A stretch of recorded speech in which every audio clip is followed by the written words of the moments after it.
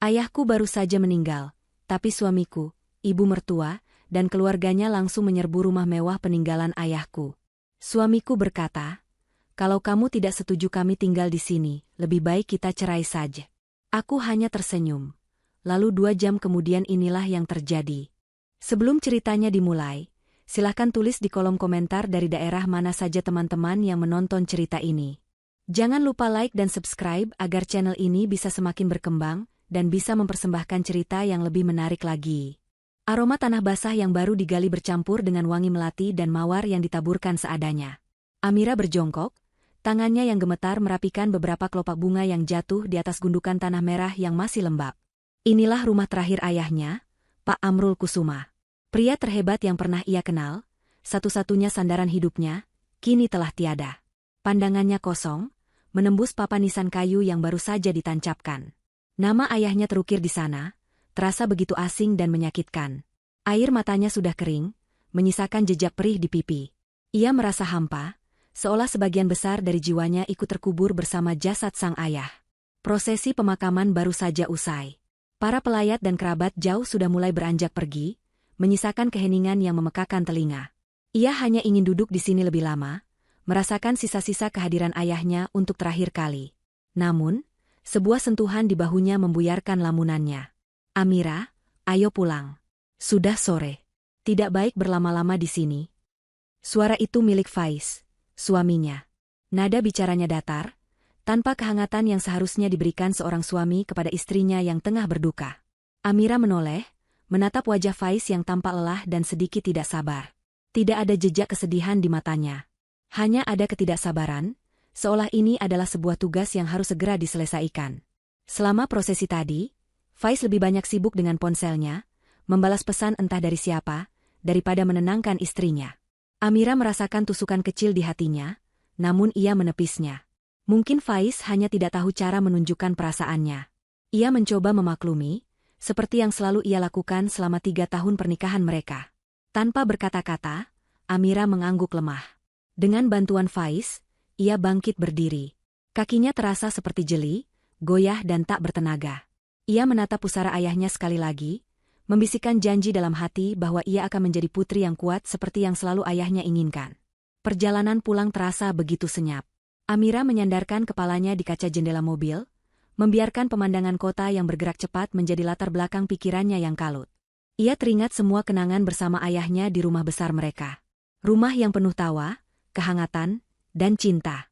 Rumah yang kini akan terasa kosong dan dingin. Faiz di sebelahnya fokus menyetir, jari-jarinya mengetuk-ngetuk setir dengan ritme yang menunjukkan kegelisahan. Ia beberapa kali melirik Amira, membuka mulut seolah ingin mengatakan sesuatu, namun kemudian menutupnya kembali. Amira terlalu larut dalam dukanya untuk menyadari ketegangan yang terpancar dari suaminya. Ia hanya ingin segera tiba di kamar, memeluk foto ayahnya, dan menangis sepuasnya tanpa ada yang melihat. Ia merindukan pelukan ayahnya, nasihat bijaknya, dan tatapan matanya yang selalu menenangkan. Kini semua itu hanya tinggal kenangan. Ketika mobil mewah mereka memasuki gerbang rumah yang menjulang tinggi, Amira merasakan keanehan pertama. Ada beberapa mobil lain yang tidak ia kenali terparkir di halaman depan. Bukan mobil para pelayat, karena mereka sudah pulang sejak tadi. Kening Amira berkerut. Siapa yang datang bertamu di hari duka seperti ini? Faiz memarkir mobil dan buru-buru keluar, membukakan pintu untuk Amira. Sikapnya yang tiba-tiba perhatian terasa janggal. Begitu Amira melangkahkan kakinya keluar dari mobil, pintu utama rumah terbuka. Bukan Baisumi, asisten rumah tangga mereka yang setia, yang membukanya. Melainkan Ibu Ifah, ibu mertuanya, yang berdiri di ambang pintu dengan senyum lebar yang sama sekali tidak pantas. Di belakangnya, tampak beberapa ipar dan kerabat dari pihak Faiz, menyebar di ruang tamu, mengamati setiap sudut ruangan dengan tatapan penuh minat. Amira terpaku di tempatnya. Jantungnya mulai berdebar kencang. Ini bukan kunjungan untuk mengucapkan bela sungkawa. Suasananya salah. Mereka tidak terlihat berduka. Mereka terlihat seperti sedang melakukan inspeksi. Ibu Ifah berjalan menghampiri, memeluk Amira dengan pelukan yang terasa palsu dan dingin. "Sabar ya, nak. Ikhlaskan bapakmu. Sekarang, kamu tidak sendiri. Ada kami di sini," bisiknya, namun matanya melirik Faiz seolah memberi isyarat. Amira melepaskan pelukan itu dengan perlahan. Ia melangkah masuk ke dalam rumahnya sendiri, dan merasa seperti orang asing. Ruang tamu yang biasanya rapi dan tenang kini riuh oleh suara tawa dan obrolan kerabat Faiz. Ada yang duduk di sofa mahal peninggalan ayahnya sambil meletakkan kaki di atas meja kaca. Ada yang berjalan-jalan, menyentuh guci antik dan lukisan di dinding, seolah sedang menilai harganya. Hati Amira terasa seperti diremas. Di mana rasa hormat mereka? Ayahnya baru saja dimakamkan beberapa jam yang lalu. Kenapa semua ada di sini, Mas? Tanya Amira pelan kepada Faiz. Suaranya nyaris berbisik. Faiz menelan ludah, menghindari tatapan mata istrinya. Mereka datang untuk menemanimu, sayang. Biar kamu tidak kesepian. Jawabnya, namun suaranya terdengar tidak meyakinkan. Ibu Ifah yang mendengar pertanyaan itu segera mendekat.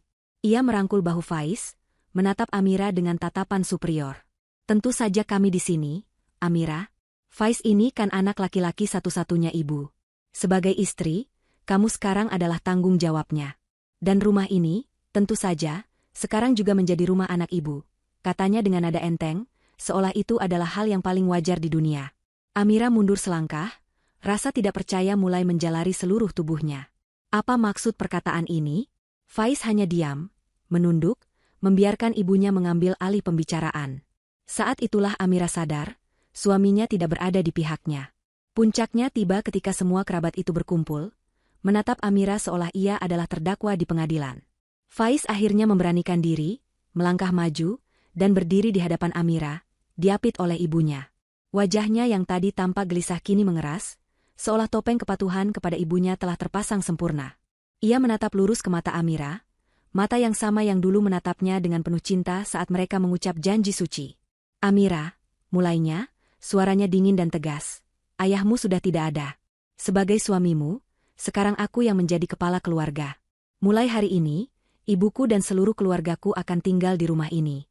Ini juga rumahku, dan aku berhak membawa keluargaku ke sini. Amira terkesiap, mulutnya sedikit terbuka karena syok. Kata-kata itu, diucapkan di saat terlemahnya, terasa lebih tajam dari pisau. Ia menatap sekelilingnya, pada wajah-wajah serakah yang menatapnya penuh kemenangan. Kemudian ia kembali menatap suaminya. Kalau kamu tidak setuju, lanjut Faiz, suaranya semakin mantap, seolah mengulang kalimat yang sudah dihafalnya baik-baik, kita cerai saja. Dunia Amira seakan berhenti berputar. Hening. Ultimatum itu menggantung di udara, begitu kejam dan tidak berperasaan. Ia diharapkan memilih antara menyerahkan rumah peninggalan ayahnya atau kehilangan pernikahannya, tepat di hari ayahnya dikebumikan. Ibu Ifah tersenyum puas. Ia yakin menantunya yang lemah lembut dan baru saja kehilangan sandaran itu akan hancur dan pasrah. Mereka semua menunggu Amira menangis, memohon, atau menyerah. Tapi, sesuatu yang tak terduga terjadi. Air mata yang tadi menggenang di pelupuk mata Amira surut. Rasa sakit yang menghunjam jantungnya berubah menjadi sesuatu yang lain. Sesuatu yang dingin dan keras seperti baja. Ia teringat sesuatu. Sebuah bisikan dari masa lalu, sebuah janji, sebuah rencana. Alih-alih menangis, Amira mengangkat dagunya. Ia menatap Faiz, lalu Ibu Ifah, dan menyapu pandangannya ke seluruh wajah serakah di ruangan itu. Kemudian, sebuah senyuman tipis, nyaris tak terlihat, terukir di bibirnya. Senyuman yang tenang, misterius, dan sama sekali tidak menunjukkan kekalahan. Senyuman itu membuat Ibu Ifah mengerutkan kening, dan Faiz merasa sedikit merinding. Mereka tidak mengerti. Mengapa Amira tersenyum di saat dunianya seharusnya runtuh? Apa yang ia sembunyikan di balik senyuman misterius itu? Senyuman Amira membekukan suasana. Udara di ruang tamu yang tadinya penuh dengan arogansi kemenangan kini terasa berat dan canggung. Ibu Ifah, yang mengharapkan tangisan dan kepasrahan, justru dibuat bingung oleh reaksi menantunya. Senyuman itu bukan senyuman sedih atau pasrah. Itu adalah senyuman seseorang yang memegang kartu as, senyuman yang menyimpan rahasia. Faiz, yang tadinya merasa di atas angin, kini merasa seperti orang bodoh. Ia menatap ibunya, mencari jawaban, namun Ibu Ifah hanya balas menatapnya dengan kerutan dalam didahi. Para kerabat yang tadi riuh kini saling berbisik, mencoba mengartikan ketenangan Amira yang mengerikan. Mereka datang untuk menjarah, tapi mangsa yang mereka hadapi ternyata tidak gemetar ketakutan. Amira tidak mengatakan sepatah kata pun. Ia hanya membiarkan senyumannya melakukan semua pekerjaan, menabur benih keraguan dan kebingungan di antara mereka. Di balik ketenangan luarnya, pikiran Amira berpacu kencang, kembali ke sebuah sore yang cerah sekitar 6 bulan yang lalu. Saat itu, ayahnya, Pak Amrul Kusuma, masih terlihat sehat dan bugar, meskipun dokter sudah memberitahukan tentang kondisi jantungnya yang semakin melemah. Mereka sedang duduk di ruang kerja sang ayah, sebuah ruangan yang paling Amira sukai di seluruh rumah. Ruangan itu beraroma khas campuran kertas tua, kulit, dan teh melati yang selalu diseduh ayahnya. Dindingnya dipenuhi rak buku dari kayu jati yang menjulang hingga ke langit-langit, berisi ribuan buku dari berbagai penjuru dunia. Dari jendela besar di belakang meja kerja ayahnya, tampak taman belakang yang hijau dan terawat, tempat favorit mereka untuk menghabiskan waktu bersama. Saat itu, Amira sedang dengan gembira menceritakan rencananya untuk merayakan ulang tahun pernikahan ketiganya dengan Faiz. Ia berencana membeli jam tangan mewah yang sudah lama diidam-idamkan Faiz. Pak Amrul mendengarkan dengan sabar, senyumnya hangat seperti biasa, namun matanya menatap Amira dengan sorot yang dalam, sorot yang menyimpan kekhawatiran. Setelah Amira selesai bercerita, ayahnya tidak langsung berkomentar. Ia bangkit dari kursinya, berjalan ke jendela, dan menatap taman untuk waktu yang lama. Amira, panggilnya lembut, suaranya serak.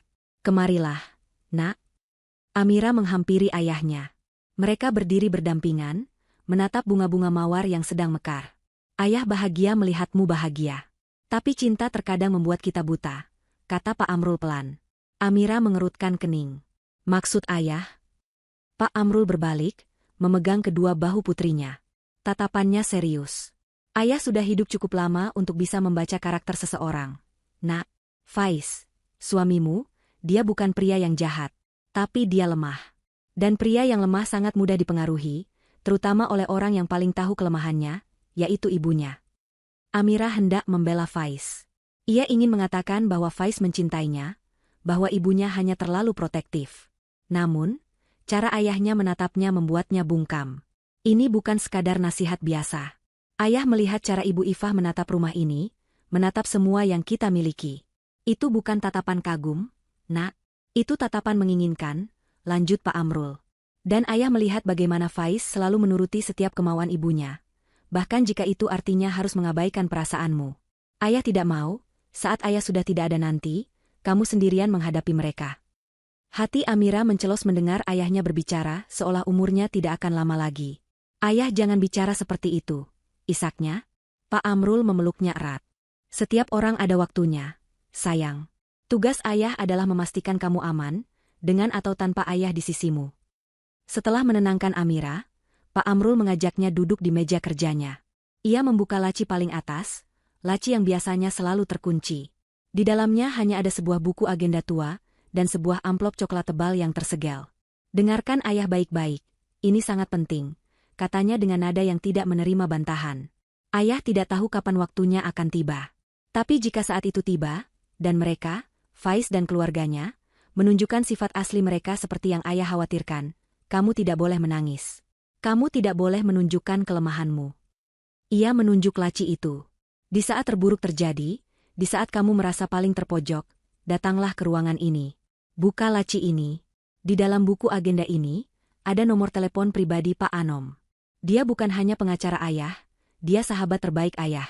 Hubungi dia, katakan padanya bahwa waktunya telah tiba. Lalu berikan amplop terakhir ini kepadanya saat dia datang. Amira menatap amplop tebal itu dengan bingung. Apa ini, ayah? Pak Amrul menggeleng. Kamu tidak perlu tahu isinya sekarang. Anggap saja ini pelukan terakhir dari ayah. Sebuah pelukan yang akan melindungimu saat ayah tidak bisa lagi memelukmu secara langsung. Ia kemudian memegang dagu Amira, memaksanya menatap matanya. Dan yang terpenting, nak, hadapi mereka dengan senyuman. Bukan senyum tawa, tapi senyum tenang. Senyum yang membuat mereka bertanya-tanya. Di saat mereka mengira kamu akan hancur, tunjukkan pada mereka bahwa kamu terbuat dari baja yang ayah tempa. Jangan biarkan mereka melihat air matamu. Senyummu adalah perisai terkuatmu. Mengerti? Amira, dengan berlinang air mata, mengangguk. Saat itu, ia tidak sepenuhnya mengerti. Ia masih berharap kekhawatiran ayahnya tidak akan pernah terjadi. Ia masih percaya pada cinta Faiz. Kini, berdiri di ruang tamu yang sama, dikelilingi oleh serigala berbulu domba, setiap kata ayahnya kembali terngiang dengan begitu jelas. Ultimatum Faiz adalah bel yang menandakan bahwa saat yang dikhawatirkan ayahnya telah tiba. Pengkhianatan ini begitu menyakitkan. Namun di sisi lain, Amira merasa luar biasa bersyukur. Ayahnya telah melihat semua ini akan terjadi. Ayahnya tidak meninggalkannya sendirian. Ia telah dibekali senjata, peta, dan strategi. Senyuman di bibirnya bukan lagi sekadar akting, melainkan sebuah realisasi. Realisasi betapa besar cinta ayahnya, betapa jauh pemikirannya untuk melindunginya. Kenangan itu memberinya kekuatan. Rasa duka yang tadi melumpuhkannya kini berubah menjadi energi dingin yang terfokus. Ia bukan lagi korban yang lemah. Ia adalah Putri Amrul Kusuma. Ia mengalihkan pandangannya dari wajah-wajah bingung di depannya dan menatap jam dinding besar yang terbuat dari kayu jati. Jarum jam menunjukkan pukul 5 sore. 2 jam. Faiz dan ibunya memberinya waktu untuk hancur.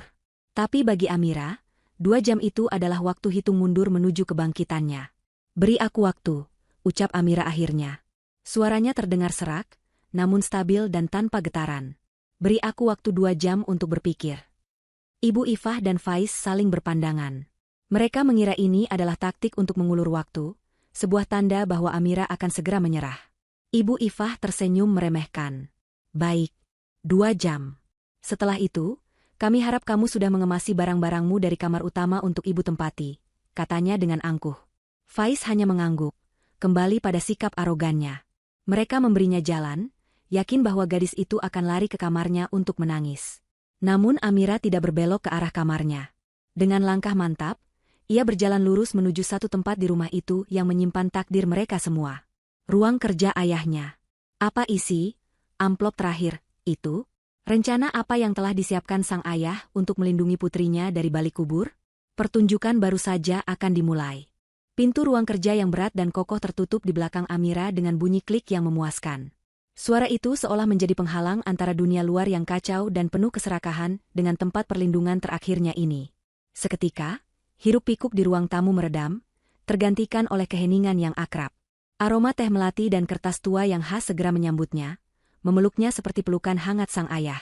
Untuk sesaat, Amira memejamkan mata, menyandarkan punggungnya di pintu kayu yang dingin, dan menarik napas dalam-dalam. Disinilah bentengnya. Disinilah ruang perangnya. Air mata tidak akan menetes di sini. Yang ada hanyalah fokus dan pelaksanaan sebuah rencana yang telah digariskan takdir untuknya. Ia tidak diberi waktu untuk berduka, maka ia akan menundanya. Sekarang adalah waktunya untuk bertarung. Sementara Amira mengumpulkan kekuatannya di dalam, di luar, pesta para penjarah telah dimulai. Kepergian Amira ke ruang kerja dianggap sebagai tanda kekalahan mutlak. Ibu Ifah, sang ratu serigala, langsung mengambil alih komando.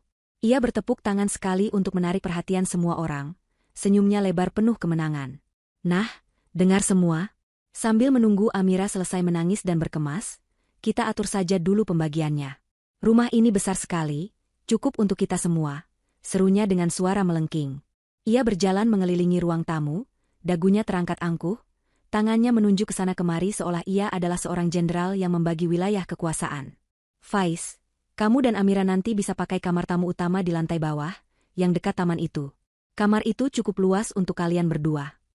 Faiz, yang berdiri canggung di tengah ruangan, hanya bisa mengangguk pasrah. Ia tahu kamar yang dimaksud ibunya.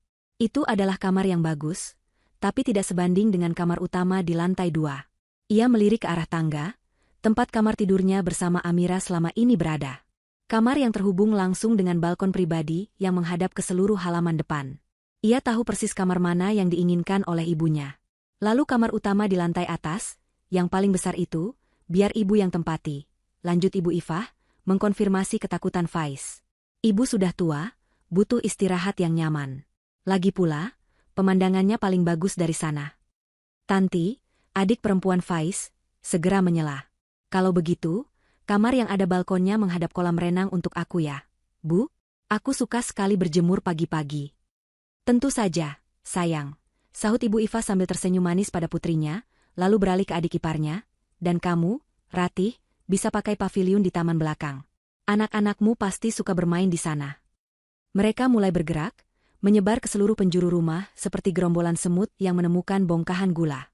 Tawa dan seruan kagum terdengar dari berbagai sudut. Ada yang membuka-buka lemari kristal, mengeluarkan piring-piring mahal dan menimangnya. Ada yang mengukur dinding dengan rentangan tangan, sudah merencanakan di mana akan meletakkan televisi layar datar baru mereka. Suami Tanti, seorang pria gempal bernama Doni, bahkan sudah berani menyalakan sistem audio canggih di ruang keluarga dan memutar musik dengan volume cukup keras. sama sekali tidak menghormati suasana duka yang seharusnya masih menyelimuti rumah itu. Bei Sumi, asisten rumah tangga yang telah mengabdi pada keluarga Pak Amrul selama puluhan tahun, hanya bisa berdiri di sudut dapur, menangis dalam diam. Hatinya hancur melihat rumah majikannya yang agung dan penuh kenangan diobrak-abrik oleh orang-orang tak tahu diri. Ia ingin sekali berteriak dan mengusir mereka semua, tapi ia hanyalah seorang pembantu. Ia menatap ke arah ruang kerja yang tertutup rapat, berdoa dalam hati agar Nona Amira diberikan kekuatan. Faiz merasa semakin tidak nyaman. Ia melihat tatapan sedih Bei Sumi, ia mendengar musik yang tidak pantas itu, dan ia melihat keserakahan keluarganya yang meluap-luap. Sebagian kecil dari dirinya merasa sangat bersalah. Ia mencintai Amira, atau setidaknya, dulu ia pernah merasakannya. Tapi cintanya pada kemewahan dan kebenciannya karena selalu berada di bawah bayang-bayang ayah mertuanya, ditambah dengan hasutan ibunya yang tak pernah berhenti, telah meracuni hatinya. Ibunya selalu berkata bahwa sebagai suami, Faiz berhak atas setengah dari semua yang dimiliki Amira.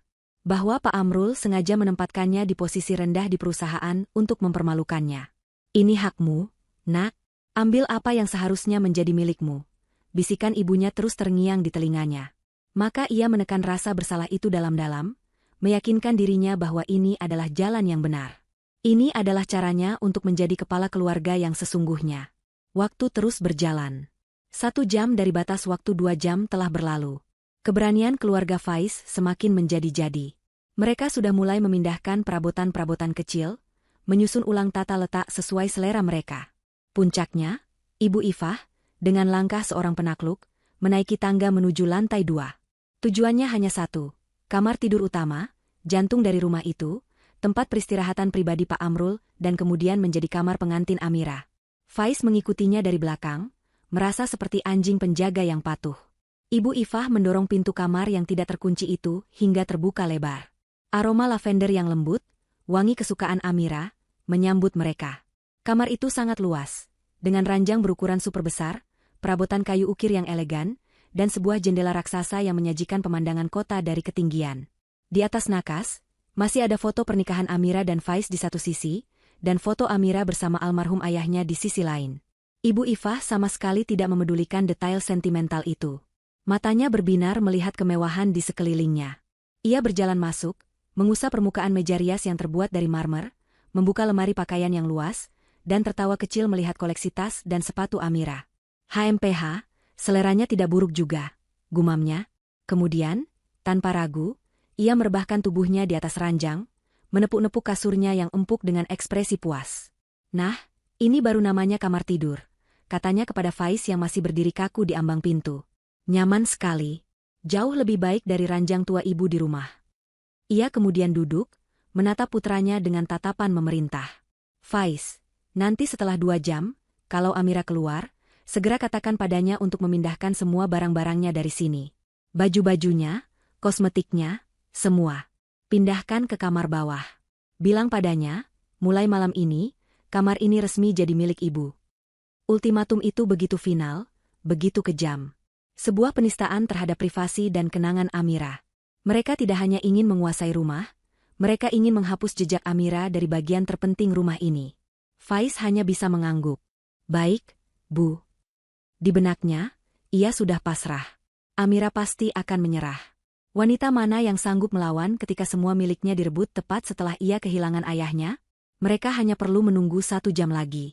Di dalam keheningan ruang kerja, Amira sama sekali tidak menyadari invasi yang terjadi di kamar pribadinya. Pikirannya terpusat pada satu tujuan. Ia berjalan mendekati meja kerja ayahnya, sebuah meja mahoni besar yang kokoh dan berkilauan. Permukaannya dingin di bawah sentuhan jemarinya. Disinilah ayahnya menghabiskan ribuan jam untuk membangun kerajaan bisnisnya, dan disinilah ayahnya merancang jaring pengaman terakhir untuknya. Dengan napas yang tertahan, ia menarik laci paling atas. Tidak terkunci. Ayahnya pasti sudah mengaturnya sebelum pergi. Matanya langsung tertuju pada 2 benda di dalamnya. Sebuah buku agenda bersampul kulit hitam yang sudah usang dan sebuah amplop coklat tebal yang tersegel rapat dengan lilin berinisial, AK. Amrul Kusuma.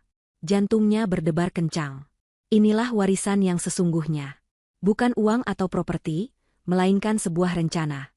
Ia mengambil buku agenda itu terlebih dahulu. Dengan jemari yang sedikit gemetar, ia membukanya. Halaman-halamannya sudah menguning, berisi tulisan tangan ayahnya yang rapi dan tegas. Namun ia tidak membacanya. Sesuai instruksi, ia langsung membuka halaman pertama. Di sana, di sudut kanan atas, tertulis sebuah nama dan deretan angka. Anom Wijoyo, sahabat pengacara, diikuti dengan nomor telepon pribadi. Amira mengeluarkan ponselnya dari saku. Ia menatap nomor itu sejenak, mengumpulkan seluruh keberaniannya. Ini adalah titik di mana tidak ada lagi jalan untuk kembali. Ini adalah deklarasi perang. Jarinya dengan mantap menekan digit demi digit, lalu menekan tombol panggil. Nada sambung terdengar sekali, 2 kali, lalu terangkat. Halo, dengan Anom di sini. Suara di seberang terdengar berat, tenang, dan berwibawa. Suara seseorang yang bisa diandalkan. Amira menelan ludah, berusaha menjaga suaranya agar tidak bergetar. Selamat siang, Pak Anom. Ini saya Amira, putri almarhum Bapak Amrul Kusuma. Ada jeda sejenak di seberang sana, seolah Pak Anom sedang menarik napas dalam. Amira, saya turut berduka cita yang sedalam-dalamnya atas kepergian ayahmu. Dia orang yang sangat baik. Suaranya tulus, membuat Amira merasa sedikit terharu. Terima kasih, Om, jawab Amira, menggunakan panggilan akrab yang dulu sering ia gunakan saat kecil. Maaf mengganggu di waktu seperti ini, tapi sesuai pesan ayah, waktunya telah tiba. Amira mengucapkan kalimat sandi itu dengan jelas. Di seberang telepon, tidak ada lagi nada duka. Suara Pak Anom berubah menjadi tajam dan profesional. Saya mengerti, Amira. Ayahmu sudah menjelaskan semuanya kepadaku. Jangan khawatir, semua sudah disiapkan sesuai rencananya. Tetaplah tenang dan kuat. Saya akan segera ke sana. Saya akan tiba dalam waktu kurang lebih 1 jam. Jangan lakukan apa-apa dan jangan katakan apa-apa pada mereka sampai saya tiba. Baik, Om. Terima kasih banyak, bisik Amira. Jaga dirimu baik-baik, Nak. Ayahmu akan sangat bangga padamu, kata Pak Anom sebelum menutup telepon. Panggilan itu berakhir. Amira meletakkan ponselnya di atas meja. Beban di pundaknya terasa sedikit terangkat. Ia tidak lagi sendirian dalam pertempuran ini. Bantuan sedang dalam perjalanan. Kini, ia punya waktu 1 jam untuk menunggu. 1 jam yang harus ia gunakan dengan bijak. Ia mengambil amplop coklat tebal itu, merasakan bobotnya di tangannya. Ia sangat penasaran dengan isinya, tapi ia menahan diri. Ia percaya penuh pada ayahnya. Ia meletakkan amplop itu di tengah meja, seperti sebuah bom waktu yang menunggu untuk diledakkan. Kemudian, ia duduk di kursi kerja ayahnya. Kursi kulit yang besar itu seakan memeluknya. Ia memutar kursi itu perlahan, menatap koleksi buku ayahnya, foto-foto di dinding, dan pemandangan taman dari jendela. Ia membiarkan kenangan dan kekuatan ayahnya meresap ke dalam dirinya, mengubah kesedihan menjadi baja yang dingin. Alih-alih menangis, Amira bangkit dan mulai melakukan sesuatu yang tidak terduga. Ia membuka sebuah lemari tersembunyi di balik rak buku, mengeluarkan sebuah tas travel kecil. Dengan sangat tenang dan metodis, ia mulai berkemas. Namun, ia tidak mengemasi pakaian atau perhiasan. Ia membuka laci-laci meja ayahnya, mengambil barang-barang yang paling berarti baginya. Sebuah album foto kecil berisi foto-foto masa kecilnya bersama ayah dan almarhumah ibunya. Pena emas favorit ayahnya yang selalu terselip di saku jasnya. Sebuah kompas tua yang diberikan kakeknya kepada ayahnya. Dan sebuah buku puisi usang yang sering mereka baca bersama. Ia membungkus setiap benda dengan hati-hati menggunakan kain beludru sebelum memasukkannya ke dalam tas. Inilah hartanya yang sesungguhnya. Harta yang tidak bisa dinilai dengan uang. Para penjara di luar sana boleh mengambil dinding dan perabotan, tapi mereka tidak akan pernah bisa mengambil kenangan ini. Setelah selesai, waktu menunjukkan 30 menit sebelum kedatangan Pak Anom. Amira merasa sudah siap. Ia menarik napas dalam akhirnya, membuka kunci pintu, dan melangkah keluar dari ruang kerja, membawa serta tas kecil di tangannya. Ruang keluarga masih ramai, musik masih berputar. Begitu melihat kemunculan Amira, semua orang terdiam. Mereka menatapnya, lalu menatap tas kecil yang dibawanya. Wajah Ibu Ifah dan Faiz langsung bersinar dengan kemenangan. Mereka salah mengartikan segalanya. Nah, akhirnya keluar juga, cibir Ibu Ifah. Sudah selesai menangisnya? Faiz melangkah maju, berusaha terlihat berwibawa. Ia melihat tas di tangan Amira dan tersenyum sinis. Bagus, kamu sudah mulai berkemas. Itu keputusan yang bijak. Memudahkan kami semua. Amira tidak merespon. Ia hanya menatap suaminya dengan tatapan yang tidak bisa dibaca, campuran antara kekecewaan dan belas kasihan. Ia kemudian berjalan melewati mereka semua, menuju jam kakek yang besar di dekat tangga. Ia berdiri di depannya, mengamati pendulumnya yang berayun ke kiri dan ke kanan, menghitung detik demi detik yang berlalu. Keheningannya yang menakutkan membuat arogansi mereka sedikit goyah. Mereka tidak mengerti mengapa Amira begitu tenang. Tepat ketika jarum panjang jam itu menunjuk ke angka 12, menandakan genap 2 jam telah berlalu, suara bel pintu yang tajam dan berwibawa memecah keheningan. Ding dong. Suara itu terdengar seperti lonceng pengadilan. Semua orang terkejut dan menoleh ke arah pintu. Amira, sebaliknya, tersenyum. Kali ini, senyumnya lebih lebar. Bantuan telah tiba. Hitung mundur telah berakhir. Kejutan besar sudah ada di depan pintu. Suara bel pintu yang bergema di seluruh ruangan membuat semua orang tersentak. Musik yang tadi diputar oleh suami Tanti mendadak terasa sumbang dan langsung dimatikan. Canda tawa dan bisik-bisik serakah terhenti seketika. Semua mata tertuju ke arah pintu utama, lalu beralih ke Amira, yang masih berdiri tenang di dekat jam kakek. Senyum tipis di wajahnya tidak goyah sedikitpun, seolah ia memang sudah menantikan kedatangan tamu ini. Faiz mengerutkan keningnya, merasa kesal karena momentum kemenangannya diganggu. Siapa sih yang datang sore-sore begini? Gerutunya. Ibu Ifah, yang sama terganggunya, menyikut lengan putranya. Sudah, buka sana. Mungkin cuma kurir paket. Usir saja, bilang kita sedang ada acara keluarga penting. Faiz menghela napas kasar, lalu berjalan gontai menuju pintu. Ia sudah menyiapkan kalimat pengusiran yang ketus di ujung lidahnya. Ia membuka pintu dengan sedikit kasar, siap untuk menyemburkan kekesalannya. Namun, kata-kata itu tersangkut di tenggorokannya. Di hadapannya tidak berdiri seorang kurir atau tetangga yang ingin mengucapkan bela sungkawa. Di sana berdiri seorang pria parubaya yang usianya mungkin tidak jauh dari almarhum ayah mertuanya, namun dengan postur yang tegap dan tatapan mata yang tajam seperti elang. Pria itu mengenakan setelan jas abu-abu yang dijahit sempurna, kemeja putih bersih, dan dasi sutra gelap. Ia membawa sebuah tas kerja dari kulit asli yang tampak mahal dan berat. Keseluruhan penampilannya memancarkan aura otoritas, kecerdasan, dan kekuasaan yang membuat Faiz merasa kecil seketika.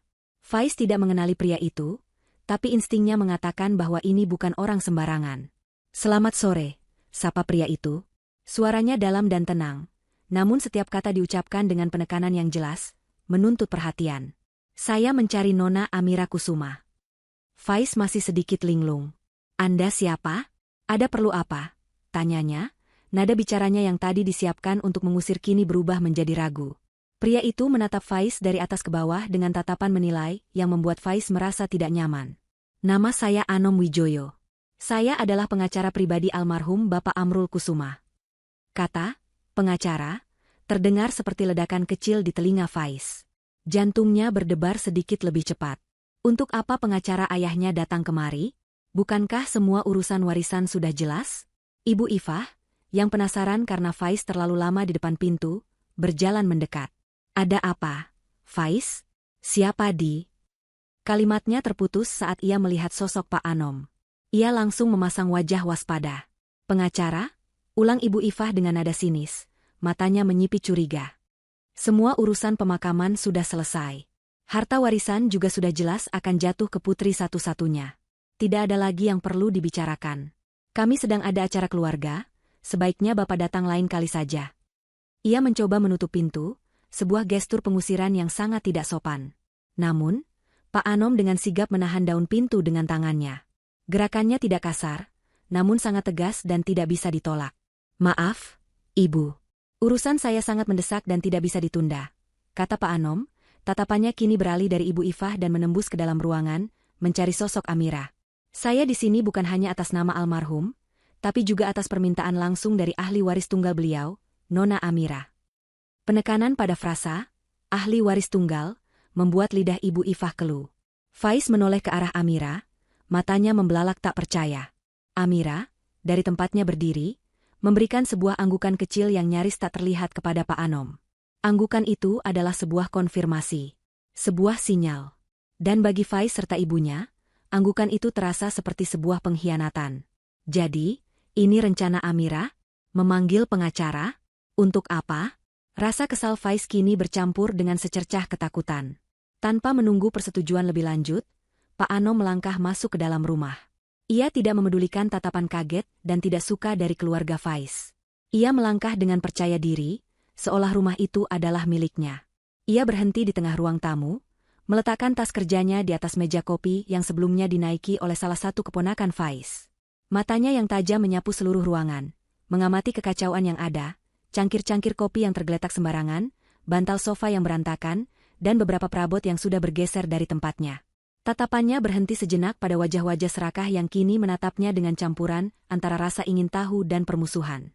Atas permintaan klien saya, Nona Amira, ada beberapa hal yang sangat penting terkait aset dan wasiat terakhir dari almarhum Bapak Amrul Kusuma yang harus saya sampaikan hari ini juga, di hadapan Anda semua, ujar Pak Anom, suaranya menggema memenuhi ruangan yang tiba-tiba menjadi senyap.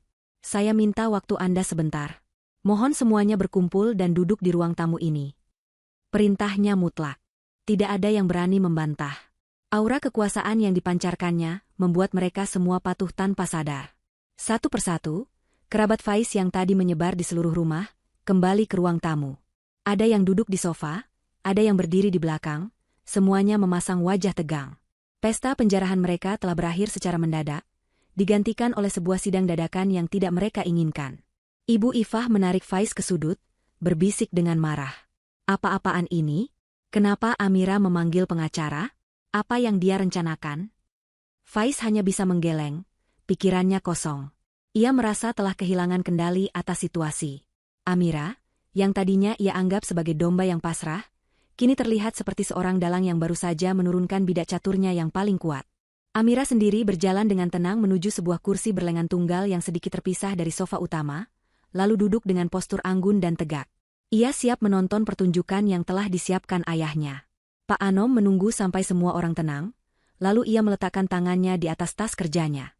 Baik, kalau semua sudah siap, mari kita mulai. Ruangan itu terasa sesak oleh ketegangan. Bunyi klik dari dua kunci tas kerja yang dibuka oleh Pak Anom terdengar begitu keras di tengah keheningan, menandai dimulainya babak baru yang akan mengubah nasib semua orang di ruangan itu. Udara di ruang tamu terasa berat, seolah oksigen telah tersedot habis. Setiap pasang mata terpaku pada tas kerja kulit yang kini terbuka di atas meja. Pak Anom tidak terburu-buru. Ia mengeluarkan beberapa dokumen dengan gerakan yang teratur dan disengaja, menyusunnya rapi di atas meja. Yang pertama adalah sebuah map tebal berwarna biru, lalu sebuah tablet, dan terakhir, sebuah amplop besar yang disegel dengan pita merah, tampak sangat resmi. Amira melirik amplop itu dan langsung mengenalinya sebagai dokumen wasiat asli milik ayahnya. Sementara itu, Ibu Ifah duduk di ujung sofa, lengannya bersedekap, wajahnya masam. Ia mencoba menampilkan ekspresi tidak peduli, seolah semua ini hanyalah buang-buang waktu. Namun, kakinya yang mengetuk-ngetuk lantai tanpa henti menunjukkan kegelisahan yang ia sembunyikan. Faiz duduk di sebelahnya, wajahnya pucat dan tegang. Ia terus melirik bergantian antara Pak Anom dan Amira, mencoba memahami apa yang sebenarnya sedang terjadi. Terima kasih atas perhatian Anda semua, Pak Anom memulai. Suaranya tenang namun memenuhi seluruh ruangan, memaksa semua orang untuk fokus mendengarkan. Sebelum saya melanjutkan, saya ingin menegaskan satu hal. Surat wasiat adalah dokumen hukum yang memiliki kekuatan tertinggi dalam pembagian harta peninggalan seseorang. Isi di dalamnya bersifat final, mengikat, dan tidak dapat diganggu-gugat oleh siapapun, kecuali ada bukti hukum lain yang lebih kuat, yang dalam kasus ini, tidak ada. Ia berhenti sejenak, membiarkan kata-katanya meresap. Ia ingin memastikan semua orang di sini paham bahwa ini bukanlah negosiasi. Ini adalah pembacaan dekret. Ia kemudian mengenakan kacamata bacanya, mengambil dokumen wasiat utama, dan mulai membaca bagian-bagian terpenting dengan suara yang jelas. Saya, Amrul Kusuma, dalam keadaan sehat jasmani dan rohani, serta atas kehendak bebas tanpa ada paksaan dari pihak manapun, dengan ini menyatakan wasiat terakhir saya. Pak Anom melewati beberapa bagian pembuka yang bersifat formal, langsung menuju ke inti permasalahan yang ia tahu paling ditunggu-tunggu oleh para penonton serakah di hadapannya. Mengenai seluruh aset kekayaan yang saya miliki, baik yang terdaftar atas nama saya pribadi maupun atas nama perusahaan-perusahaan di mana saya menjadi pemegang saham utama, yang meliputi aset bergerak seperti kendaraan, simpanan dalam bentuk deposito dan tabungan, saham, obligasi, serta aset tidak bergerak seperti tanah dan bangunan, dengan ini saya nyatakan. Ia berhenti sejenak, mengangkat pandangannya dari kertas, menatap lurus ke arah Amira. Saya wariskan seluruhnya, 100% tanpa terkecuali, kepada putri tunggal kesayangan saya, Amira Kusuma. Pernyataan itu disambut dengan keheningan sesaat, yang kemudian dipecah oleh tawa kecil yang meremehkan dari Ibu Ifah. Hah? Saya sudah duga. Serunya dengan suara keras, kembali mendapatkan kepercayaan dirinya. Tentu saja untuk Amira. Memangnya untuk siapa lagi? Ini semua hanya membuang waktu. Dan Bapak pengacara, ia menunjuk Pak Anom dengan dagunya, Anda harus tahu hukum. Amira ini adalah istri dari anak saya, Faiz. Dalam pernikahan, harta istri itu otomatis menjadi harta suaminya juga. Jadi, semua yang menjadi milik Amira, pada dasarnya adalah milik Faiz, anak saya. Betul kan, Faiz? Ia menepuk punggung Faiz dengan keras, yang hanya bisa mengangguk kaku. Beberapa kerabat yang lain ikut mengangguk setuju, berbisik-bisik membenarkan pernyataan Ibu Ifah. Mereka merasa lega. Drama ini ternyata tidak mengubah apapun. Harta itu tetap akan jatuh ke tangan mereka melalui Faiz. Pak Anom mendengarkan ocehan Ibu Ifah sampai selesai tanpa menyela. Wajahnya tetap tenang, tanpa ekspresi. Setelah Ibu Ifah selesai dan ruangan kembali tenang, ia hanya tersenyum tipis. Terima kasih atas penjelasannya mengenai pemahaman hukum Anda, Ibu Ifah. Namun, saya mohon izin untuk melanjutkan, karena saya belum selesai membacakan, katanya dengan nada sopan yang terasa menusuk. Bapak Amrul Kusuma adalah seorang visioner, baik dalam bisnis maupun dalam melindungi keluarganya. Beliau sudah mengantisipasi berbagai kemungkinan. Oleh karena itu, di dalam wasiat ini, beliau menambahkan beberapa klausul khusus dengan pengesahan notaris yang sangat kuat. Jantung Ibu Ifah berdebar sedikit lebih kencang mendengar kata, klausul khusus. Pak Anom kembali menunduk pada dokumen di tangannya. Kita mulai dengan properti yang sedang kita tempati saat ini. Klausul tambahan butir 1, mengenai aset berupa rumah tinggal yang beralamatkan di Jalan Cendana nomor 1, Jakarta, beserta seluruh perabotan, barang antik, dan isi yang ada di dalamnya, saya wariskan kepemilikannya kepada putri saya, Amira Kusuma, dengan satu syarat mutlak yang tidak dapat dibatalkan. Pak Anom sengaja berhenti, menciptakan jeda yang menyiksa. Ia mengangkat kepalanya, menatap setiap wajah di ruangan itu satu persatu, sebelum akhirnya menjatuhkan bomnya. Syarat tersebut adalah, status kepemilikan sah Amira Kusuma atas properti ini akan langsung gugur, batal demi hukum, dan hak kepemilikannya secara otomatis, pada detik yang sama, dialihkan sepenuhnya kepada Yayasan Panti Asuhan Kasih Bunda. Ia kembali berhenti, mengambil napas, lalu melanjutkan dengan penekanan pada setiap kata, jika terbukti ada orang lain, baik keluarga maupun bukan, yang tinggal dan menetap di dalam rumah ini, tanpa adanya persetujuan tertulis yang sah dan bermaterai dari Amira Kusuma sendiri. Hening. Kali ini keheningan yang berbeda. Bukan keheningan karena menunggu, tapi keheningan karena syok. Kata-kata Pak Anom menggema di benak setiap orang. Faiz, Ibu Ifah, Tanti, Doni, dan seluruh kerabat lainnya seolah membeku di tempat. Mereka mencoba mencerna kalimat itu, memutarnya berulang-ulang di kepala mereka, berharap mereka salah dengar. Tapi tatapan tajam Pak Anom dan senyum tenang Amira mengkonfirmasi segalanya. Rumah ini, aset yang paling mereka incar, dilindungi oleh sebuah perisai hukum yang tidak bisa mereka tembus. Mereka baru saja dengan angkuh mendeklarasikan bahwa mereka akan tinggal di rumah ini. Ibu Ifah bahkan sudah mengklaim kamar utama.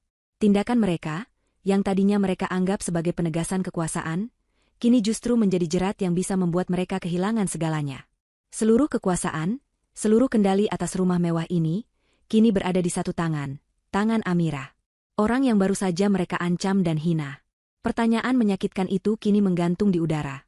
Apakah Amira akan memberikan persetujuan tertulis itu? Melihat senyum di wajahnya, mereka tahu jawabannya. Tapi yang tidak mereka ketahui adalah, ini baru kejutan pertama. Ini baru permulaan. Keheningan yang mengikuti pembacaan klausul rumah terasa berbeda dari keheningan sebelumnya. Kali ini, keheningan itu dipenuhi oleh suara roda gigi yang berputar di dalam kepala setiap anggota keluarga Faiz. Wajah mereka menampilkan serangkaian emosi yang berubah cepat. Dari kebingungan, menjadi ketidakpercayaan, lalu berlabuh pada kepanikan yang teramat sangat. Mereka datang sebagai penakluk, dalam sekejap mereka berubah status menjadi penyusup yang nasibnya bergantung sepenuhnya pada belas kasihan orang yang baru saja mereka injak-injak. Ibu Ifah adalah yang pertama pulih dari keterkejutannya, dan ia pulih dengan amarah. Wajahnya yang pucat kini memerah padam. Apa-apaan ini? Klausul macam apa itu? Ini tidak masuk akal. Amrul sengaja melakukan ini. Dia ingin memisahkan Amira dari keluarga suaminya. Licik sekali, teriaknya, menunjuk-nunjuk dokumen di tangan Pak Anom seolah benda itu adalah seekor ular berbisa. Faiz, di sisi lain, memilih jalan yang berbeda. Keringat dingin mulai membasahi pelipisnya. Ia tahu ibunya salah langkah. Marah-marah tidak akan menyelesaikan apapun. Ia harus memenangkan kembali hati Amira, setidaknya untuk sementara. Ia segera bangkit, mendekati Amira yang masih duduk tenang di kursinya. Ia berlutut di hadapan Amira, sebuah gestur yang sangat dramatis, mencoba meraih tangan istrinya. Amira, sayang. Suaranya bergetar, dibuat sepilu mungkin. Tentu saja kami tinggal di sini atas persetujuanmu. Mana mungkin aku melakukan hal seperti itu tanpa seizinmu. Tadi itu aku hanya bercanda. Sayang, aku hanya ingin melihat reaksimu. Tentu saja kamu boleh membuat suratnya nanti, kita atur bersama. Ia menatap Amira dengan tatapan memelas, tatapan yang dulu selalu berhasil meluluhkan hati Amira. Kita ini suami istri. Keluarga ibuku adalah keluargamu juga. Kita satu keluarga, tidak perlu ada surat-surat resmi seperti ini di antara kita, kan? Amira menatap tangan Faiz yang mencoba menggapainya, lalu menatap wajah suaminya. Wajah yang penuh kepalsuan. Ia tidak merasakan apa-apa lagi. Tidak ada simpati, tidak ada kehangatan. Hatinya telah mati rasa terhadap pria itu. Ia menarik tangannya dengan perlahan sebelum Faiz sempat menyentuhnya. Sebelum Amira sempat membuka mulut, Pak Anom sudah lebih dulu angkat bicara, seolah bisa membaca pikiran Faiz. Upaya yang bagus sekali, Saudara Faiz. Namun, mungkin sebaiknya Anda tidak terlalu terburu-buru berbicara tentang status Anda sebagai suami, atau tentang konsep satu keluarga, kata Pak Anom dengan nada dingin. Kata-katanya yang tajam membuat Faiz membeku di posisinya yang sedang berlutut. Ibu Ifah hendak menyela lagi, namun Pak Anom mengangkat tangannya. Saya belum selesai. Masih ada butir wasiat lain yang perlu saya sampaikan. Bapak Amrul, selain mengkhawatirkan putrinya akan kehilangan tempat tinggal, beliau juga memiliki beberapa kekhawatiran lain yang lebih mendalam. Dan sebagai seorang ayah, beliau memastikan untuk meninggalkan putrinya tidak hanya dengan perlindungan, tetapi juga dengan kebenaran. Pak Anom menyingkirkan dokumen wasiat rumah, lalu meraih map biru tebal dan tablet yang tergeletak di meja. Ia menyalakan tablet itu dan meletakkannya di atas meja, menghadap ke arah Faiz dan Ibu Ifah. Bapak Amrul, dengan berat hati, merasa perlu untuk melakukan penyelidikan pribadi terhadap beberapa hal beberapa bulan belakangan ini. Bukan karena beliau tidak percaya pada putrinya, tapi justru karena beliau sangat mencintai putrinya dan tidak ingin melihatnya hidup dalam kebohongan. Firasat buruk yang tadinya hanya secercah kini membesar menjadi monster di dalam dada Faiz. Ia tahu persis kemana arah pembicaraan ini. Tubuhnya mulai gemetar. Penyelidikan apa? Omong kosong apa lagi ini? Desis Ibu Ifah, meskipun suaranya tidak lagi sekeras tadi.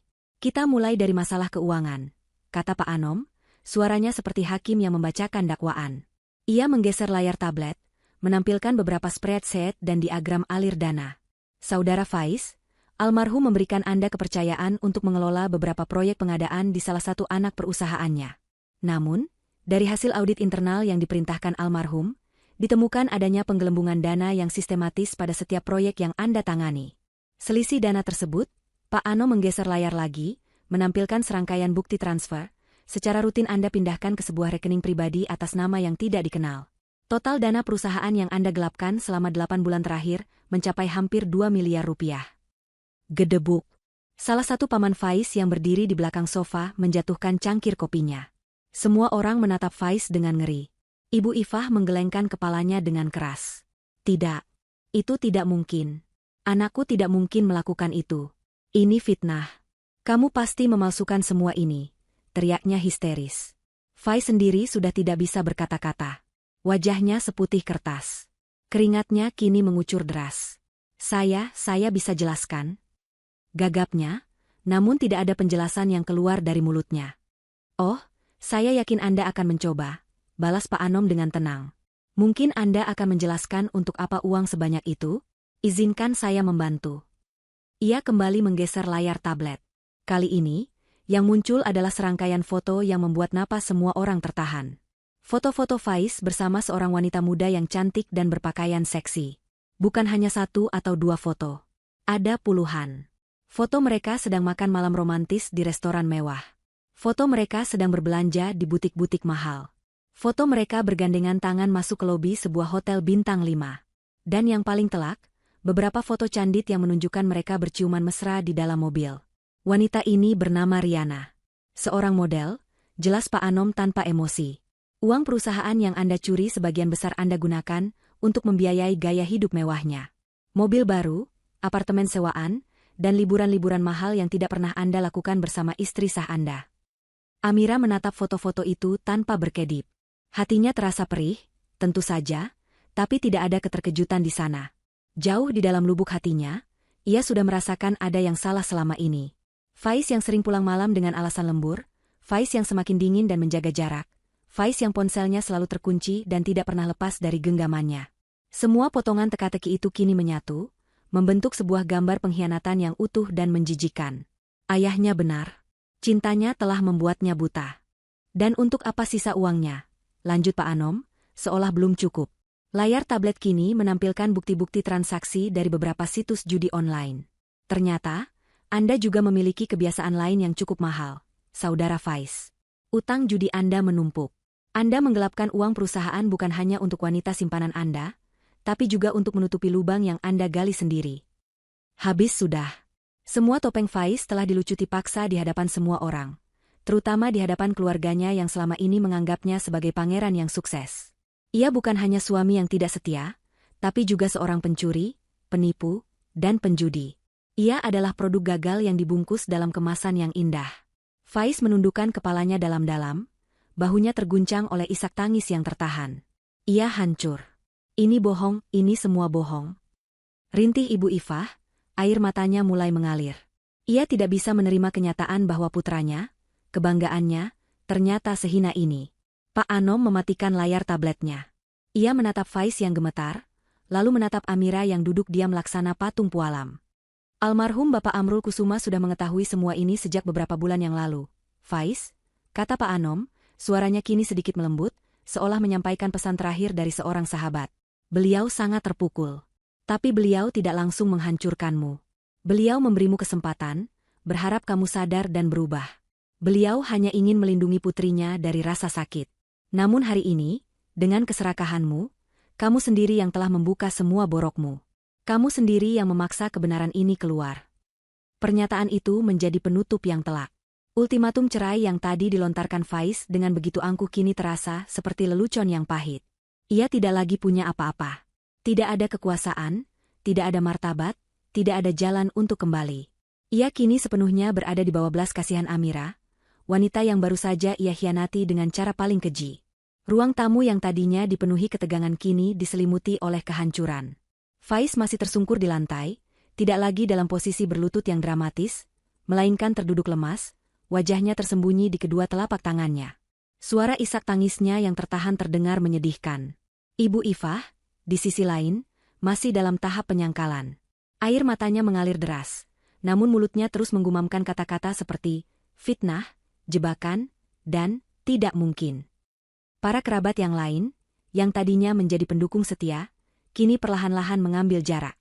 Mereka saling berpandangan dengan canggung, beberapa bahkan mulai mundur perlahan ke arah pintu, seolah ingin melarikan diri dari kapal yang akan segera karam. Mereka tidak mau terseret dalam aib kriminal dan perselingkuhan ini. Di tengah reruntuhan moral itu, Amira bangkit berdiri. Gerakannya pelan dan anggun, namun cukup untuk menarik perhatian semua orang. Keheningan seketika tercipta, bahkan isak tangis Faiz pun mereda. Amira berjalan perlahan, melewati meja kopi yang penuh dengan bukti-bukti pengkhianatan, dan berhenti tepat di hadapan Faiz yang masih terduduk di lantai. Ia menatap puncak kepala suaminya, pria yang pernah ia cintai dengan segenap jiwa, pria yang telah ia berikan kepercayaan penuh, pria yang kini telah hancur berkeping-keping karena keserakahannya sendiri. Tidak ada lagi cinta di dalam tatapannya. Yang ada hanya kekecewaan yang dingin dan keputusan yang bulat. Faiz, panggil Amira. Suaranya tidak lagi serak karena duka, tidak juga bergetar karena amarah. Suaranya terdengar datar, jernih, dan mematikan. Faiz mengangkat kepalanya perlahan, wajahnya basah oleh air mata dan keringat. Matanya merah dan bengkak, penuh dengan permohonan. Amira, aku minta maaf. Amira mengabaikan permohonan maafnya. Tadi, sekitar 1 jam yang lalu, di tempat ini, kamu memberiku sebuah pilihan, kata Amira, setiap katanya diucapkan dengan jeda, memberikan penekanan yang dalam. Kamu berkata, kalau kamu tidak setuju keluargaku tinggal di sini, kita cerai saja. Ia mengulang ultimatum itu kata demi kata, membuat Faiz semakin menunduk malu. Amira berjongkok, menyamakan tinggi matanya dengan mata Faiz, memaksanya untuk menatapnya. Aku sudah memikirkannya baik-baik, Faiz. Dan aku sudah menemukan jawabanku. Ia berhenti sejenak, membiarkan suaminya tenggelam dalam penantian yang menyiksa. Aku tidak setuju. Aku tidak setuju dengan keserakahanmu dan keluargamu. Aku tidak setuju dengan caramu menggelapkan uang dari perusahaan ayahku, orang yang telah memberimu pekerjaan dan kepercayaan. Aku tidak setuju kamu menggunakan uang hasil curian itu untuk perempuan lain di belakangku. Setiap kalimat, aku tidak setuju, terasa seperti tamparan bagi Faiz. Dan karena aku tidak setuju, lanjut Amira, suaranya kini sedikit meninggi, tegas dan final, maka sesuai dengan pilihan yang kamu berikan padaku, kita cerai.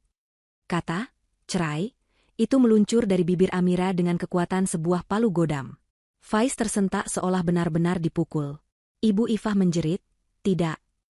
Pak Anom, yang sejak tadi mengamati, segera melangkah maju. Ini adalah isyarat baginya untuk memberikan pukulan pamungkas. Keputusan yang sangat bijaksana, Amira, katanya. Ia kemudian menatap Faiz dengan tatapan dingin seorang eksekutor. Dan perlu Anda ketahui, Saudara Faiz, perceraian ini tidak akan berjalan mudah untuk Anda. Dengan semua bukti yang kami miliki, bukti perselingkuhan, penipuan finansial, dan kekerasan emosional dengan memberikan ultimatum di hari duka, Amira akan mengajukan gugatan cerai dengan tuntutan penuh. Anda tidak akan mendapatkan 1 sen pun dari harta bersama, karena pada dasarnya tidak ada harta bersama. Semua yang Anda nikmati selama ini adalah milik keluarga Amira. Seolah itu belum cukup, Pak Anom melanjutkan. Itu baru urusan perdata. Sekarang urusan pidana. Mewakili kepentingan sah dari PT Kusuma Jaya Group, saya menyatakan bahwa kami akan melaporkan Anda ke pihak kepolisian besok pagi atas tindakan penggelapan dana dalam jabatan. Dengan bukti audit dan bukti transfer yang kami miliki, kasus ini sangat kuat. Anda akan menghadapi tuntutan hukum dan ancaman hukuman penjara yang tidak ringan. Penjara. Kata itu adalah paku terakhir di peti mati Faiz. Mimpi tentang kekayaan, rumah mewah, dan kehidupan nyaman kini berganti menjadi bayangan sel yang dingin dan sempit. Mimpi buruk itu menjadi nyata. Ibu Ifah tidak tahan lagi. Logikanya sudah hancur, digantikan oleh insting keibuan yang buta dan primitif. Ia melihat Amira sebagai sumber dari semua kehancuran putranya. Bukan kesalahan Faiz, tapi jebakan Amira. Dengan teriakan yang melengking seperti elang terluka, ia melompat dari sofa dan menerjang ke arah Amira. Kamu penyihir. Kamu yang merencanakan semua ini. Kamu menjebak anakku. Beraninya kamu. Tangannya yang terkepal terulur, kukunya siap mencakar wajah Amira. Namun, sebelum tangannya sempat menyentuh Amira barang seujung rambut pun, 2 sosok tegap dan berseragam safari tiba-tiba sudah berada di antara mereka. Gerakan mereka cepat dan efisien. Satu orang menahan tubuh Ibu Ifah dengan sigap, mencengkeram kedua lengannya dari belakang. Orang kedua berdiri protektif di depan Amira. Mereka adalah asisten Pak Anom, 2 orang petugas keamanan pribadi yang sejak tadi menunggu di mobil, siap dipanggil jika situasi memburuk. Ayah Amira dan Pak Anom telah merencanakan semuanya hingga ke detail terkecil. Ibu Ifah meronta-ronta dalam cengkeraman petugas itu, makian dan kutukan terus keluar dari mulutnya, ditujukan kepada Amira, kepada almarhum Pak Amrul, dan kepada Pak Anom. Pemandangan itu begitu menyedihkan sekaligus memuakkan. Ia yang memulai drama serakah ini, kini berakhir sebagai seorang tahanan di rumah yang gagal ia rampas. Faiz hanya bisa menatap ibunya dengan tatapan kosong. Tenaganya sudah habis. Ia telah kalah telak. Amira mundur selangkah, menatap kekacauan yang terjadi dengan hati yang letih namun lega. Ia menatap iblis keserakahan yang meronta-ronta dalam wujud ibu mertuanya, dan monster pengkhianatan yang menangis tanpa daya dalam wujud suaminya. Ini bukan rencanaku, bisik Amira pelan, lebih kepada dirinya sendiri. Ini adalah karma yang kalian ciptakan sendiri. Panggung telah dibersihkan. Para antagonis telah dilumpuhkan. Yang tersisa sekarang hanyalah membuang sampah keluar dari rumahnya. Kekacauan di ruang tamu mencapai puncaknya. Ibu Ifah meronta-ronta dalam cengkeraman petugas keamanan. Suaranya yang melengking kini berubah menjadi jeritan dan makian yang kasar. Sama sekali tidak mencerminkan citra seorang ibu terhormat yang selalu coba ia tampilkan. Faiz, di sisi lain, benar-benar hancur. Ia seperti boneka tali yang talinya telah putus, terkulai lemas di lantai dengan isak tangis yang tak kunjung berhenti. Para kerabat yang tadinya merasa di atas angin kini menempel di dinding, berharap bisa melebur dengan Cat dan menjadi tidak terlihat. Wajah mereka pucat pasi, ketakutan bercampur dengan rasa malu yang luar biasa. Pesta kemenangan mereka telah berubah menjadi upacara penghinaan massal. Pak Anom berdiri tegak di tengah ruangan, ekspresinya dingin dan tak terbaca. Ia membiarkan kekacauan itu berlangsung selama beberapa detik, membiarkan semua orang melihat akibat dari keserakahan mereka. Kemudian, ia berdeham keras. Suara itu, meskipun tidak terlalu nyaring, memiliki bobot yang mampu memotong jeritan histeris Ibu Ifah. "Cukup," kata Pak Anom, suaranya tenang namun mengandung baja. Ia memandang berkeliling, tatapannya menyapu setiap wajah yang ada di ruangan itu. "Seperti yang telah saya jelaskan, berdasarkan surat wasiat yang sah, Anda semua tidak memiliki hak hukum apapun untuk berada di properti ini. Kehadiran Anda di sini, terutama setelah niat Anda untuk menguasai rumah ini terungkap, dapat dikategorikan sebagai tindakan penyusupan." Ia berhenti sejenak, membiarkan ancaman hukum yang tersirat itu meresap. "Oleh karena itu, atas nama klien saya, Nona Amira Kusuma, pemilik sah satu-satunya dari rumah ini, saya meminta Anda semua untuk segera mengosongkan tempat ini. Sekarang juga." Perintah itu diucapkan tanpa emosi, membuatnya terdengar semakin mengerikan. Itu bukan permintaan, melainkan sebuah dekrit pengusiran. Reaksi pertama datang dari para kerabat. Tidak ada lagi yang berani membantah atau bernegosiasi. Ketakutan akan terseret dalam kasus hukum Faiz jauh lebih besar daripada keserakahan mereka. Dengan gerakan cepat dan canggung, mereka mulai bergerak. Tanti dan suaminya adalah yang pertama. Mereka menyambar tas mereka dari atas sofa, berjalan cepat menuju pintu tanpa berani menatap Amira atau Faiz. Paman dan bibi Faiz yang lain mengikuti jejak mereka, bergerak seperti segerombolan tikus yang melarikan diri dari lumbung yang terbakar. Wajah mereka penuh dengan rasa malu. Beberapa jam yang lalu, mereka berjalan di rumah ini dengan angkuh, merencanakan akan menempati kamar mana. Kini, mereka lari terbirit-birit seperti pencuri yang tertangkap basah. Dalam waktu kurang dari 5 menit, ruang tamu yang tadinya sesak itu menjadi lengang. Hanya tersisa Amira, Pak Anom, 2 petugas keamanan, dan inti dari masalah ini, Faiz dan Ibu Ifah. Ibu Ifah, melihat sekutunya telah melarikan diri, semakin panik. "Lepaskan aku. Ini rumah menantuku. Aku berhak di sini." "Faiz, Faiz, lakukan sesuatu," jeritnya, mencoba menyadarkan putranya dari kelumpuhannya. Faiz akhirnya bergerak. Namun bukan untuk melawan. Dengan sisa-sisa tenaga yang ia miliki, ia merangkak di lantai marmer yang dingin, mendekati kaki Amira. Ia seperti seorang pengemis yang memohon sedekah. Ia mengangkat wajahnya yang basah dan bengkak, tangannya terulur, mencoba menyentuh ujung gaun Amira. "Amira, sayang tolong jangan lakukan ini padaku, pada ibu," rintihnya, suaranya parau dan putus asa. "Aku tahu aku salah. Aku hilaf. Aku dibutakan oleh hasutan ibuku dan oleh utang-utangku. Tapi aku masih mencintaimu, Amira. Sungguh. Beri aku satu kesempatan lagi. Aku akan berubah, aku janji. Aku akan ceraikan wanita itu, aku akan kembalikan semua uangnya. Aku akan melakukan apa saja. Jangan usir kami, jangan ceraikan aku tolong, Amira." Permohonannya terdengar begitu menyedihkan. Mungkin, jika ini adalah Amira yang dulu, hatinya akan luluh. Tapi Amira yang sekarang telah ditempa oleh pengkhianatan dan dilindungi oleh kebijaksanaan ayahnya. Ia menatap ke bawah, pada pria yang sedang merangkak di kakinya. Ia tidak melihat suami yang ia kenal, ia melihat orang asing yang menjijikan. Ia tidak merasakan kebencian yang membara, hanya kehampaan yang dingin. "Kesempatan?" ulang Amira, suaranya nyaris berbisik namun terdengar jelas di ruangan yang sunyi itu. "Ayahku memberimu kesempatan, Faiz. Beliau memberimu posisi, kepercayaan, dan putri satu-satunya. Dan kamu membalasnya dengan menusuknya dari belakang, bahkan saat beliau sudah tiada." Ia menggelengkan kepalanya pelan. "Cinta? Kamu bahkan tidak tahu apa arti kata itu. Orang yang kamu cintai hanyalah dirimu sendiri, dan semua kemewahan yang bisa kamu dapatkan." Amira mundur selangkah, menciptakan jarak fisik yang menegaskan jarak emosional di antara mereka. Ia menatap lurus ke mata Faiz. "Sudah selesai. Tidak ada lagi yang bisa dibicarakan di antara kita." Kemudian, ia melakukan hal yang paling menyakitkan bagi Faiz. Ia memalingkan wajahnya dan berbalik, memunggungi suaminya. Gestur itu adalah sebuah penolakan total. Sebuah tanda bahwa bagi Amira, Faiz sudah tidak ada lagi. Melihat penolakan Amira, Faiz meraung putus asa. Pak Anom memberi isyarat kepada petugas keamanan. Sudah waktunya untuk menyelesaikan ini. Petugas yang menahan Ibu Ifah mulai menariknya dengan paksa menuju pintu keluar. "Tidak. Lepaskan aku, brengsek. Amira, kamu akan menyesal. Kamu akan kena karma," teriak Ibu Ifah, kakinya menendang-nendang udara. Petugas kedua membantu Faiz berdiri, mencengkeram lengannya saat Faiz mencoba meronta.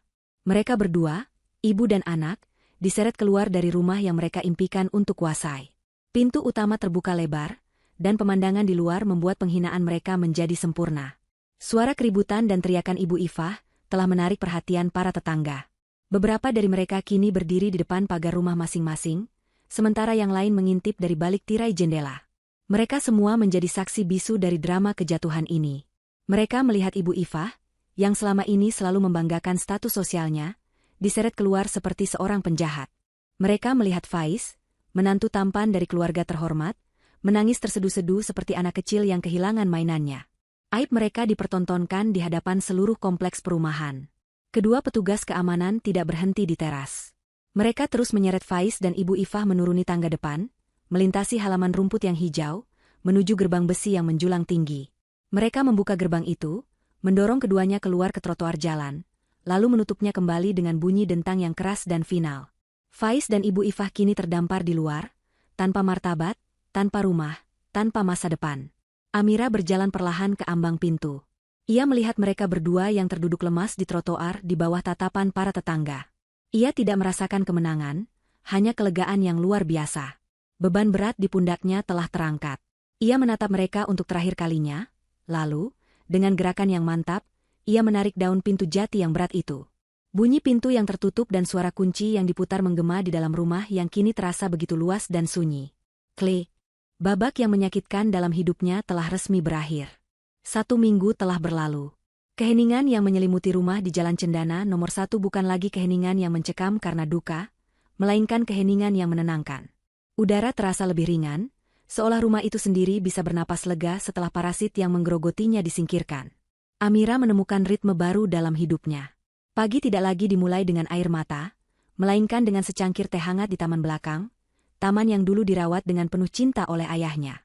Ia belajar mengenali nama-nama bunga yang ditanam ayahnya, menyentuh kelopaknya, dan merasakan kedamaian yang terpancar dari setiap sudut taman itu.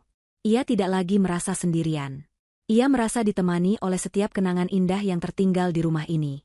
Duka atas kepergian ayahnya masih ada, sebuah lubang di hatinya yang mungkin tidak akan pernah tertutup sempurna. Namun, kini duka itu tidak lagi melumpuhkannya. Duka itu telah bertransformasi menjadi sumber kekuatan, pengingat abadi tentang cinta dan kebijaksanaan seorang ayah yang luar biasa. Siang itu, Pak Anom datang berkunjung. Bukan lagi sebagai pembawa berita buruk, melainkan sebagai seorang teman dan penasihat.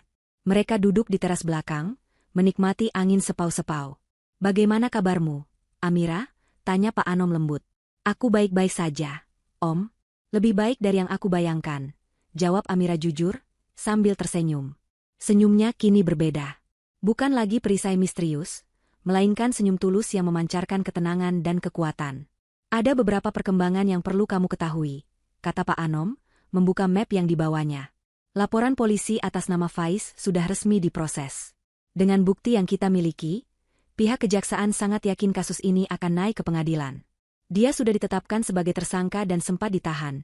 Sekarang statusnya bebas dengan jaminan sambil menunggu persidangan." Amira mengangguk, mendengarkan tanpa emosi. Kabar tentang skandal ini juga sudah menyebar di lingkungan bisnis. Beberapa mitra kerja ayahnya yang dulu sempat ragu kini justru berbalik memberikan dukungan penuh padamu. Mereka melihat ketegasanmu sebagai cerminan dari kebijaksanaan Pak Amrul. "Lalu bagaimana dengan mereka?" tanya Amira pelan. Ia tidak perlu menyebutkan nama. Pak Anom menghela napas. "Hancur. Tentu saja. Faiz kehilangan pekerjaannya, reputasinya, dan teman-temannya. Tidak ada yang mau berurusan dengan seorang penipu. Ibunya, Ibu Ifah, menjadi buah bibir di setiap arisan dan pertemuan keluarga. Keluarga besar mereka yang dulu memuja-muja mereka, kini menjauhi mereka seperti wabah penyakit. Mereka kembali ke rumah lama mereka yang sempit, menanggung malu dan utang yang ditinggalkan Faiz. Itulah harga yang harus mereka bayar untuk keserakahan," jelas Pak Anom. "Karma telah menjalankan tugasnya dengan sempurna." Amira tidak merasa senang mendengar penderitaan mereka, ia hanya merasa bahwa keadilan telah menemukan jalannya. Setelah Pak Anom pamit, Amira berjalan menuju ruang kerja ayahnya. Ruangan yang dulu menjadi saksi bisu dimulainya pertempuran, kini menjadi pusat kendalinya. Ia tidak lagi merasa terintimidasi oleh tumpukan dokumen perusahaan atau istilah-istilah bisnis yang rumit. Selama seminggu terakhir, ia menghabiskan waktunya di sini, belajar. Membaca setiap laporan, mempelajari setiap proyek, dengan bimbingan dari Pak Anom. Ia menemukan bahwa ia memiliki bakat dan intuisi bisnis yang diwarisinya dari sang ayah. Ia bukan lagi sekadar putri yang dilindungi, ia sedang dalam proses menjadi seorang pemimpin. Ia berhenti di depan potret besar Pak Amrul Kusuma yang tergantung di dinding.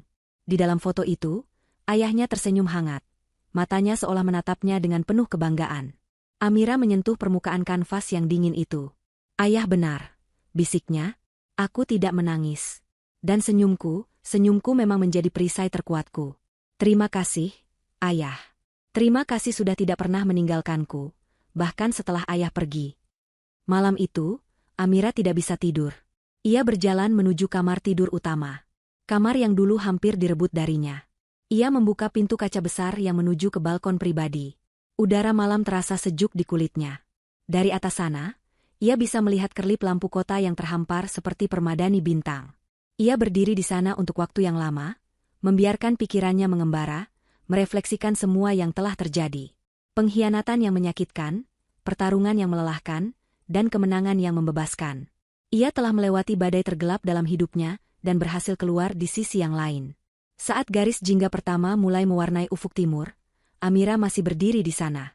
Ia menyaksikan kegelapan malam perlahan-lahan diusir oleh cahaya fajar yang baru. Matahari terbit, menyinari dunia dengan harapan dan janji akan hari yang baru. Amira menarik napas dalam-dalam, merasakan udara pagi yang segar memenuhi paru-parunya. Ia tidak lagi melihat masa depan dengan ketakutan, melainkan dengan keberanian. Ia adalah Amira Kusuma, pewaris tahta ayahnya, kapten dari kapalnya sendiri. Di rumah ayahnya, di bawah fajar yang baru, ia siap untuk memulai babak baru dalam hidupnya. Sendirian, namun utuh. Berduka, namun kuat. Bebas. Mentari sore memancarkan cahaya keemasan, menyapu lembut halaman luas sebuah panti asuhan yang baru saja diresmikan. Puluhan anak-anak berlarian di atas rumput hijau yang terawat, tawa riang mereka terdengar seperti musik yang paling merdu. Di tengah keramaian itu, berdiri Amira Kusuma. Ia tidak lagi mengenakan pakaian hitam tanda duka, melainkan sebuah gaun batik modern yang anggun, rambutnya disanggul rapi, menampilkan leher jenjangnya. Wajahnya, yang dulu sering dihiasi jejak air mata dan senyum misterius, kini memancarkan ketenangan dan kepercayaan diri yang tak tergoyahkan. Ia sedang berbicara dengan kepala panti, seorang ibu parubaya yang matanya berkaca-kaca karena haru. Di belakang mereka, sebuah plakat marmer berkilauan tertempel di dinding bangunan baru, "Saya Pendidikan dan Keterampilan Amrul Kusuma, persembahan dari PT Kusuma Jaya Group." Ini adalah hari besar.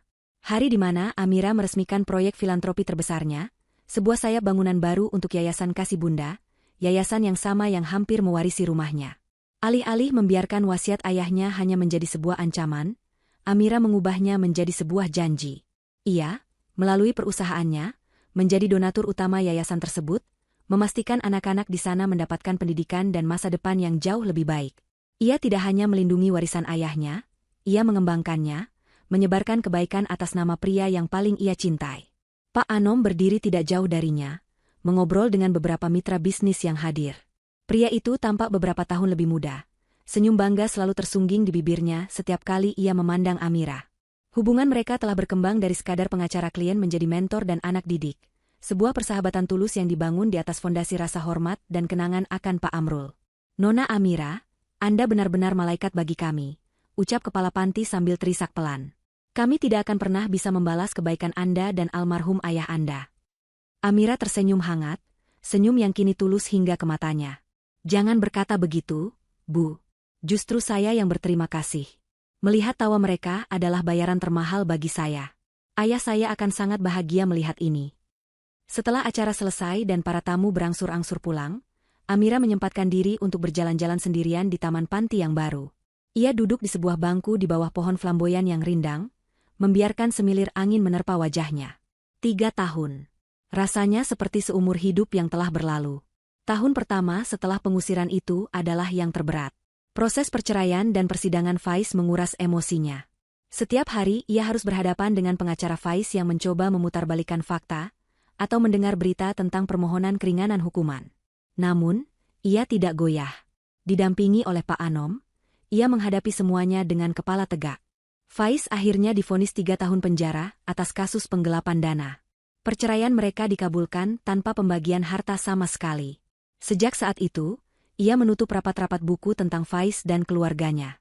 Ia fokus pada dua hal, menyembuhkan lukanya dan belajar memimpin perusahaan. Ia menghabiskan ratusan jam di ruang kerja ayahnya, membaca setiap dokumen, mempelajari setiap neraca keuangan, hingga ia memahami seluk-beluk bisnis itu lebih baik dari siapapun. Ia membuktikan kepada dewan direksi yang awalnya meragukannya, bahwa ia bukan sekadar pewaris manja, melainkan penerus yang layak. PT Kusuma Jaya Group, di bawah kepemimpinannya, justru semakin berkembang pesat. Di sisi lain kota, di depan gerbang besi sebuah lembaga pemasyarakatan, seorang pria melangkah keluar dengan ragu-ragu. Pria itu kurus, dengan rambut yang dipotong cepak dan tatapan mata yang kosong. Ia adalah Faiz. Ia baru saja bebas setelah mendapatkan remisi, menjalani hukuman selama 2 tahun. Tidak ada yang menjemputnya. Tidak ada keluarga, tidak ada teman. Ia berjalan di bawah terik matahari dengan sebuah tas plastik kecil berisi beberapa potong pakaian dan dokumen pembebasan dirinya. Dunia terasa begitu asing. Selama di dalam penjara, yang ia pikirkan setiap hari hanyalah Amira dan semua yang telah hilang darinya. Ia membayangkan akan memulai hidup baru, mencari pengampunan. Namun kini, setelah benar-benar bebas, ia menyadari bahwa dunia tidak menunggunya. Tujuan pertamanya adalah rumah ibunya. Rumah kecil di gang sempit yang dulu selalu ia benci. Saat ia mengetuk pintu yang catnya sudah mengelupas, pintu itu dibuka oleh seorang wanita tua yang tampak jauh lebih tua dari usianya. Wanita itu adalah Ibu Ifah. Rambutnya yang dulu selalu disasak tinggi kini menipis dan memutih, wajahnya penuh kerutan pahit, dan semangat serakah di matanya telah padam, digantikan oleh keputusasaan yang kronis. Mereka tidak berpelukan. Ibu Ifah hanya menatapnya dengan lelah. "Kau sudah pulang," katanya datar, lalu berbalik masuk. Rumah itu terasa pengap dan gelap. Tidak ada lagi kerabat yang datang berkunjung. Skandal 3 tahun lalu telah membuat mereka menjadi paria. Semua orang menjauhi mereka. Ibu Ifah menghabiskan hari-harinya dengan mengeluh dan menyalahkan takdir. Sementara kesehatannya terus menurun karena stres dan kebencian yang ia pelihara. Karma tidak hanya mengambil harta mereka, tapi juga kebahagiaan dan kesehatan mereka. Beberapa hari kemudian, Faiz berjalan tanpa tujuan di pusat kota. Ia tidak punya uang, tidak punya pekerjaan. Ijazahnya seolah tidak berharga dengan catatan kriminal yang melekat di namanya. Ia berhenti di sebuah lapak koran untuk berteduh sejenak. Matanya tanpa sengaja tertuju pada sampul sebuah majalah bisnis terkemuka. Jantungnya seolah berhenti berdetak. Di sampul itu, terpampang foto Amira. Ia sedang tersenyum, berdiri di depan sebuah gedung perkantoran yang megah. Judul di bawahnya tertulis, Amira Kusuma, membangun ulang legenda, memimpin dengan visi dan hati. Faiz menatap foto itu untuk waktu yang lama. Wanita di foto itu adalah istrinya, atau lebih tepatnya, mantan istrinya. Tapi ia terlihat berbeda. Ada aura kekuatan, kebijaksanaan, dan kebahagiaan yang tidak pernah ia lihat sebelumnya. Wanita itu bersinar. Saat itulah Faiz akhirnya mengerti. Penjara bukanlah hukuman terberatnya. Hukuman terberatnya adalah kesadaran ini. Kesadaran abadi tentang apa yang telah ia sia-siakan. Ia tidak hanya kehilangan rumah mewah dan akses ke kekayaan. Ia telah kehilangan seorang wanita luar biasa yang mencintainya. Seorang wanita yang memiliki potensi untuk menjadi ratu, yang ia coba ubah menjadi seorang budak dan akhirnya ia buang begitu saja. Ia kehilangan masa depan yang gemilang demi kepuasan sesaat yang didorong oleh keserakahan. Rasa sesal yang menghantamnya saat itu jauh lebih menyakitkan daripada dinding sel penjara yang dingin. Itulah karmanya yang sesungguhnya, sebuah penyesalan yang akan ia bawa seumur hidupnya. Kembali ke taman panti asuhan, Amira bangkit dari bangkunya. Hari sudah mulai senja. Ia merasa damai. Ia telah memaafkan Faiz, bukan untuk Faiz, tapi untuk dirinya sendiri. Memaafkan telah membebaskannya dari belenggu masa lalu. Ia tidak lagi membenci, ia hanya tidak peduli. Perjalanannya masih panjang. Ia belum berpikir untuk mencari pendamping hidup yang baru.